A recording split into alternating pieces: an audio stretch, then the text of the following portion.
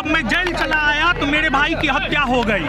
ये साजिश है, साजिश है। फैजल खान की अगर हम बात करें तो फैजल खान कितना झूठ बोला, कितना झूठ बोला है आप।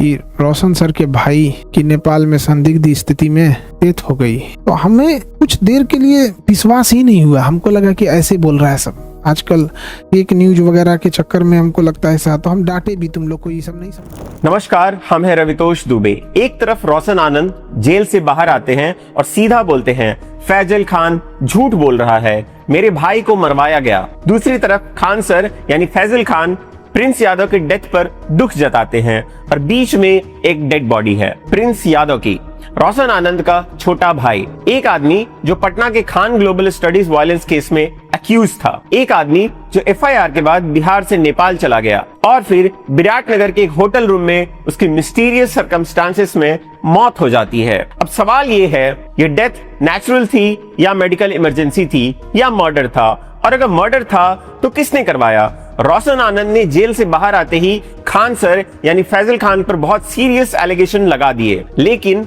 लॉ चक्रा पर हम एलिगेशन को फैक्ट नहीं बोलते। हम ये नहीं कहेंगे कि फैजल खान गिल्टी है, हम ये भी नहीं कहेंगे कि रोशन आनंद की बात झूठ है। हम सिर्फ इतना कहेंगे ये केस अब सिर्फ कोचिंग राइवलरी का केस नहीं रह गया, ये case of firing, police action, bail, cross border death, political protection के एलिगेशंस और मर्डर कॉन्स्पिरेसी के क्लेम्स का केस बन गया है। और इसीलिए आज का सवाल है, पटना की कोचिंग इंडस्ट्री की ये लड़ाई एजुकेशन का डिस्प्यूट थी या पावर, पैसा और इन्फ्लुएंस की क्रिमिनल वॉर बन चुकी है? चलिए पूरी कहानी समझते हैं। सबसे पहले आप टाइमलाइन समझिए। 2 जून 2026 पटना का मुसल्लहपुर कदम कुआं area, Khan global studies Khan sir का कोचिंग इंस्टीट्यूट, यहाँ एक वायलेंट इंसिडेंट होता है। रिपोर्ट्स के मुताबिक इंस्टीट्यूट पर वैंडलिज्म और स्टोन पेल्टिंग होती है, प्रॉपर्टी डैमेज होती है, सिक्योरिटी गार्ड पर असॉल्ट का एलिगेशन आता है। खान सर साइड क्लेम करता है कि अटैकर्स ने ऑफिस वैंडलिज्म किया, फायरिंग हुई और अटैक राइवल कोचिंग सेंटर के लोगों ने करवाया।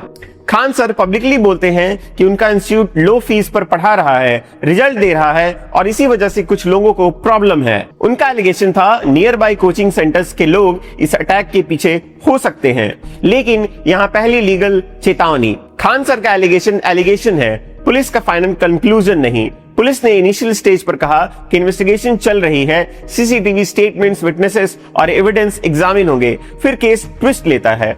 खान ग्लोबल स्टडीज के गार्ड्स के फायरिंग का वीडियो सामने आता है। पुलिस के मुताबिक 2 सिक्योरिटी गार्ड्स प्रदीप कुमार और तलेबेर सिंह अरेस्टेड होते हैं, वेपन सीज होते हैं, आर्म्स एक्ट का एंगल आता है और फिर एलिगेशन ये आता है कि गार्ड्स ने एलिजेडली पुलिस को बताया खान सर ने उन्हें फायर करने को कहा था। रिपोर्टेड लाइन थी, you fire the shots, I will handle the rest. इसी बेसिस पर फैजल खान यानी खान सर के अगेंस्ट एफआईआर रजिस्टर होती है बीएनएस 109 यानी अटेम्प्ट टू मर्डर और आर्म्स एक्ट के प्रोविजंस के अंदर। अब खान सर साइड का डिफेंस क्या था? उन्होंने कहा फायरिंग सेल्फ डिफेंस में हुई, बाहर स्कफल चल रहा था, पुलिस को आने में टाइम लगता, गार्ड्स ने प्रोटेक्शन के लिए फायर किया। उनका क्वेश्चन था गार्ड्स ने किसी पर डायरेक्ट फायर किया क्या? ये इंपॉर्टेंट है क्योंकि प्रोसिक्यूशन का वर्जन और डिफेंस का वर्जन बिल्कुल ऑपोजिट है। प्रोसिक्यूशन साइड का allegation guards fired on instructions, Khan side का version guards acted in self defence और रोशन साइड का वर्जन खान सर झूठ बोल रहे हैं, फायरिंग उनकी साइड से हुई लेकिन जेल हम यानी कि रोशन सर गए।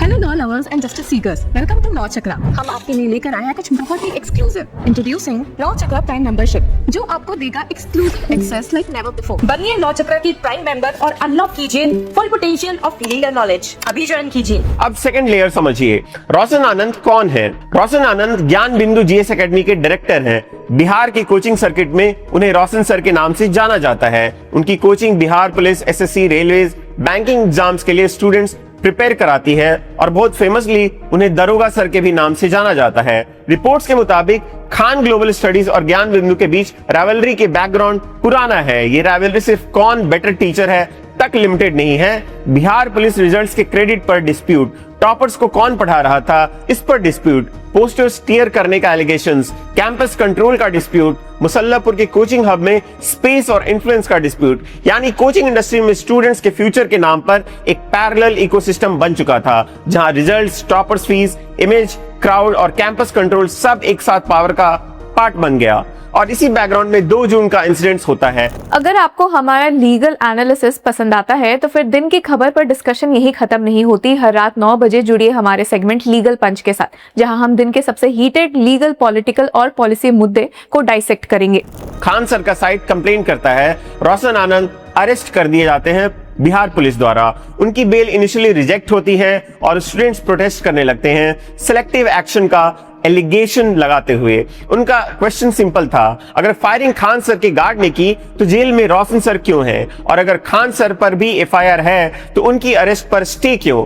ये पब्लिक परसेप्शन का सवाल है। लीगल आंसर अलग हो सकता है, court bell, anticipatory bell, interim protection, evidence, custodial interrogation सब देखकर ऑर्डर पास करता है। लेकिन पब्लिक परसेप्शन में ये कॉज अनइक्वल ट्रीटमेंट का बन गया। एक तरफ खान सर को इंटरिम प्रोटेक्शन, दूसरी तरफ रोशन आनंद जेल में चले गए। और फिर जब रोशन जेल में थे तब उनके छोटे भाई प्रिंस यादव की मौत हो गई। अब प्रिंस यादव का एंगल समझिए। प्रिंस यादव रोशन सर के यंगर ब्रदर थे। रिपोर्ट्स के मुताबिक प्रिंस भी जून 2 वायलेंस केस में नेम्ड एक्यूज था। पटना पुलिस के डीएसपी लेवल सोर्स के मुताबिक प्रिंस इंसिडेंट के दिन कोचिंग सेंटर पर मौजूद था। एफआईआर के बाद वो बिहार से नेपाल चला गया। रिपोर्ट्स कहती हैं कि वो विराटनगर नेपाल के होटल में 6 से 7 लोगों के साथ रुका हुआ था। शनिवार की रात को उसकी हेल्थ सडनली खराब होनी शुरू हो गई। उससे हॉस्पिटल ले जाया गया। हॉस्पिटल ने उसे ब्रॉड डेड डिक्लेयर कर दिया। पुलिस के मुताबिक, यानी कि नेपाल पुलिस के मुताबिक, इन्वेस्टिगेशन कर रही है। पोस्टमार्टम के लिए बॉडी भेजी गई और एक माइनर इंजरी हेड पर नोट हुई, लेकिन एग्जैक्ट डिटेल्स अभी क्लियर नहीं है। एक रिपोर्टेड वर्जन ये भी आया कि उसने मेडिसिन ली थी, हेल्थ डिटोरिएट हुई और उसकी मौत हो गई। उसके फ्रेंड्स के एलिज्ड वर्जन के मुताबिक प्रिंस को anxiety, mental health related medicine चल रही थी, बीच में मेडिसिन छोड़ दी थी, फिर दोबारा शुरू की थी और डेथ के दिन भी मेडिसिन खाकर सोया था। फ्रेंड का क्लेम था, हम अपने दोस्त को क्यों मारेंगे। लेकिन फैमिली का सस्पिशन अलग है। फैमिली और सपोर्टर्स कह रहे हैं प्रिंस की डेथ सस्पिशियस है, थॉरो इन्वेस्टिगेशन होनी चाहिए, नेपाल गवर्नमेंट और इंडियन अथॉरिटीज कोऑर्डिनेट करें। और फिर जेल से बाहर आते हैं, यानी कि आज ही रोशन आनंद सर डायरेक्टली एलिगेशन लगाते हुए। रोशन आनंद का एलिगेशन है, फैजल खान ने झूठ बोला, मुझे फंसाया गया, मैं जेल गया और मेरे भाई की हत्या हो गई। उन्होंने नार्को टेस्ट की डिमांड भी की। उन्होंने पटना पुलिस पर भी एलिगेशन लगाया कि पुलिस कॉम्प्रोमाइज्ड है, फैजल खान के इन्फ्लुएंस में एक्ट कर रही है और उन्हें जल्दी अरेस्ट किया गया, लेकिन खान सर को अरेस्ट नहीं किया गया। आखिर किसके सह पर बिहार पुलिस एक साइड होकर काम कर रही है। ये एलिगेशन एक्सट्रीमली सीरियस हैं, लेकिन अगेन एलिगेशन फैक्ट नहीं होते। किसी भी मर्डर एलिगेशन को प्रूफ करने के लिए चेन ऑफ एविडेंस होना चाहिए। Motive, conspiracy, call detail records, location, money trail, threats, hotel CCTV, Nepal police, postmortem, toxicology, last scene evidence, digital charge, travel records, associate statements, medical history और सबसे important death का cause. जब तक postmortem और investigation clear नहीं करते तब तक किसी को मर्डरर बोलना लीगली डेंजरस है। इसलिए यहाँ लॉ चक्रा का पोजीशन क्लियर है। रोशन आनंद का आरोप इन्वेस्टिगेशन वर्दी है, लेकिन फैजल खान की गिल्ट एस्टैब्लिश नहीं हुई है। ये रोशन सर के भाई की नेपाल में संदिग्ध स्थिति में डेथ हो गई तो हमें कुछ देर के लिए विश्वास ही नहीं हुआ। हमको लगा कि ऐसे बोल रहा है सब। आजकल एक न्यूज वगैरह के चक्कर में हमको लगता है ऐसा, तो हम डांटे भी, तुम लोग को ये सब नहीं समझ में आता है, कुछ से कुछ बोलते रहता है। तो कुछ पल के लिए विश्वास नहीं हुआ कि ऐसे कैसे हो सकता है। फिर धीरे धीरे कुछ लोग न्यूज भेजने लगे, फिर न्यूज पे देखे, जब न्यूज देखे ना तो पैर के नीचे से जमीन खसक। यही क्लिप इस स्टोरी को कॉम्प्लिकेटेड बनाता है। खान सर पब्लिकली दुख जताते हैं, वो अपनी साइड से सिंपैथी एक्सप्रेस करते हैं, लेकिन रोशन साइड का कहना है सिंपैथी का क्लिप अलग चीज है, सच्चाई अलग चीज है। खान साइड बोलेगी हम खुद अटैक के विक्टिम हैं, हमारे इंस्टीट्यूट पर अटैक हुआ, हमारे गार्ड इंजर्ड हुए, प्रॉपर्टी वेंडलाइज हुई और हम पर उल्टा क्रिमिनल केस बना दिया गया। रोशन साइड बोलेगी सीसीटीवी ने दिखाया फायरिंग खान साइड से हुई है, फिर भी रोशन को जेल भेज दिया गया, खान सर को इंटरिम रिलीफ मिल गया और अब प्रिंस डेड है। पुलिस बोलेगी दोनों साइड्स के केसेस है, इन्वेस्टिगेशन एविडेंस के बेसिस पर होगी। कोर्ट बोलेगा बेल या अरेस्ट का डिसीजन गिल्ट का फाइनल डिसीजन नहीं होता और ऑडियंस को ये समझना जरूरी है। बेल क्लीन चिट नहीं होती, अरेस्ट कन्विक्शन नहीं होती, एफआईआर प्रूफ नहीं होती, एलिगेशन जजमेंट नहीं होता। रोशन आनंद को बेल मिलने का मतलब ये नहीं कि वो इनोसेंट प्रूव हो गए। खान सर को अरेस्ट प्रोटेक्शन मिलने का मतलब ये नहीं कि वो क्लीन चिट पा गए। प्रिंस का अक्यूज्ड होने का मतलब ये नहीं कि उसकी डेथ इग्नोर की जा सकती है, और प्रिंस की डेथ सस्पिशियस लगने का मतलब ये नहीं कि ऑटोमेटिकली फैजल खान रिस्पॉन्सिबल हो गए। लॉ का काम है इमोशंस के बीच एविडेंस को पकड़ना। अब लीगल एनालिसिस समझिए। पॉइंट 1, जून 2 का ओरिजिनल इंसिडेंट। यहाँ 2 पैरेलल केसेस दिख रहे हैं।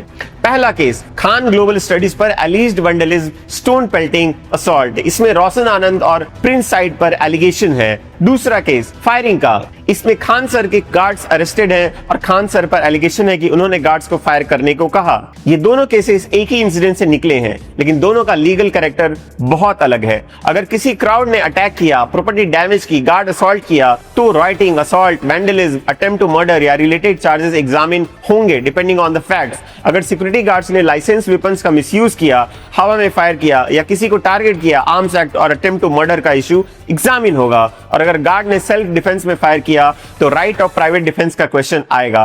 लेकिन सेल्फ डिफेंस भी अनलिमिटेड राइट नहीं होता। सेल्फ डिफेंस तब तक वैलिड है जब तक थ्रेट इमीडिएट हो, रिस्पॉन्स प्रोपोर्शनेट हो और अननेसेसरी एक्सेसिव फोर्स ना यूज हो। यह इन्वेस्टिगेशन और ट्रायल का मैटर है। डायरेक्ट या इनडायरेक्ट कॉन्टैक्ट प्रिंस से था। अगर पुलिस ने क्वेश्चंस का आंसर ट्रांसपेरेंट तरीके से देगी तभी पब्लिक ट्रस्ट बनेगा, वरना ये केस कॉन्स्पिरेसी थ्योरीज का फैक्ट्री बन जाएगा। इसका आंसर क्लिप से नहीं आएगा। प्रिंस यादव की डेथ एक एक्यूज की डेथ नहीं है। ये बिहार के कोचिंग एम्पायर के अंदर छुपी राइवलरी, इन्फ्लुएंस और क्रिमिनलाइजेशन का टेस्ट केस है। और जब तक सच सामने नहीं आता तब तक एक बात याद रखिए, रोशन का आरोप सीरियस है, खान सर का डिफेंस रेलेवेंट है, लेकिन सच एविडेंस से निकलेगा, इमोशन से नहीं।